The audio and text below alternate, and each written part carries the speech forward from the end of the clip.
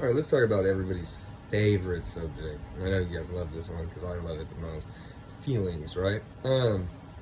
So feelings are probably for a lot of people, and I know for myself, the like weirdest, most just uncomfortable, and probably hardest thing for me to like grasp and understand on a regular basis. And I think that that's like mainly because they're impacted by outside things, you know what I mean, and by what's going on in our own head, you know what I mean. We can make ourselves feel a certain way for sure, and they can change so rapidly, right? So like one minute you can be having the best day of your life, you know what I mean, and then you'll get some news and it's like boom, right down to the lowest low, and so that fluctuation makes it super hard to identify and comprehend and just really cope with a lot of those feelings, you know what I mean, and even express them.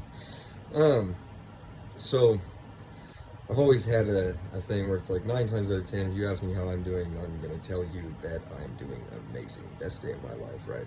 And that's like ingrained into me, right? Because in my mind, things have always been and could have been worse than they are right now, right?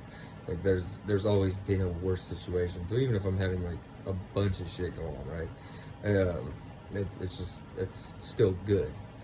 Um, and that can lead to like I'm tricking myself, right? That's denial and a lot of things, right? But it's like sometimes it's not the worst thing ever to trick yourself into thinking you're feeling good.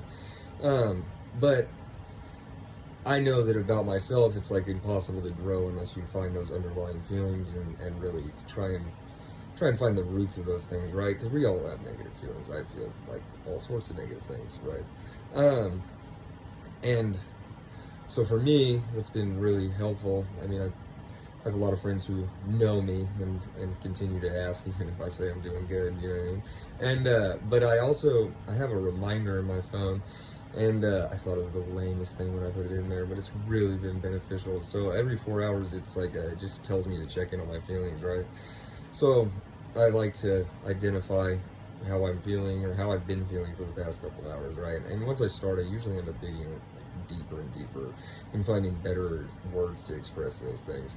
And it helps to look up like a list of feeling words, right? Because it's just really easy to get caught up on I'm doing good or I'm happy or I'm sad, right? And there's like way more to it than that.